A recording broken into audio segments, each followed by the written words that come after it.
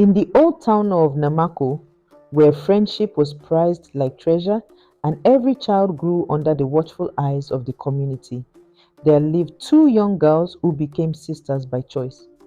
Their names were Alero and Lindiwe, always walking hand in hand, sharing secrets, laughter, and even tears. But, as the elders of Nmmaku say, the heart that harbors envy can betray even the hand that feeds it. This is the story of how jealousy destroyed a bond once thought unbreakable. Alero and Lindiwe were inseparable. At dawn, they fetched water together, singing songs as the calabashes rested on their heads.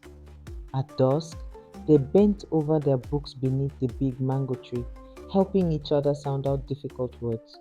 But one rainy evening, tragedy knocked. Alero's father fell ill and passed away. The cry of mourning spread across Nmmaku. Alero's mother sat hopeless, wondering how she would sustain the home. It was then that Lindiwi's parents stepped forward. They laid a hand on Alero's shoulder and said, "Child, dry your tears. As long as we are alive, you will continue your education. You are one of us." From that day, Alero's heart was tied to theirs with gratitude. The girls grew into teenagers. Alero's brilliance shone like the morning sun, while Lindiwe struggled to keep up in school. One afternoon, during exams, Lindiwe was caught copying. The teacher raised his cane, his face red with anger. Before the stroke could land, Alero stood up. "It was me," she said firmly. Gasps filled the classroom. Alero bent forward as the lashes landed on her back. She bore the pain silently while Lindiwe trembled in shame. That evening, the villagers spoke in low tones. They said, "Alero is a true friend, but sometimes such loyalty can one day turn into sorrow." Years rolled by. The young girls became women. Alero finished school and soon secured a fine job in the city. She rose quickly, her diligence admired by many.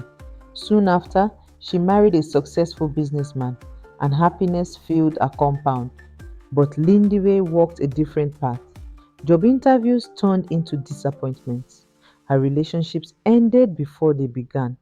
Though Alero tried to help, bitterness quietly grew in Lindiwe's heart like weeds choking a good crop.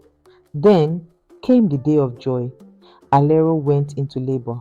Her husband was away on business, but messages of congratulations filled the air as she delivered a healthy baby. Nurses celebrated, family members danced in the compound. But jealousy is a dangerous guest. While no one was watching, Lindiwe's eyes grew dark. She looked at her friend's baby, then at another woman's newborn lying in the same ward. Her heart pounded, her hands trembled, and in a moment of madness, she switched the children. What should have been a night of blessings became the night a seed of evil was planted. Months passed. Alero carried her child with pride, never suspecting a thing. But Lindiwe was not done. She bought a new phone line and began sending strange messages to Alero's husband. The messages said, "Are you sure the child is yours? Do a test." At first, he dismissed it, but over time, doubts crept in like a quiet voice in the dark. He stared at the baby's face and felt uneasy. One evening, unable to hold back, Alero's husband turned to her. "Wife," he said, "let us do a paternity test."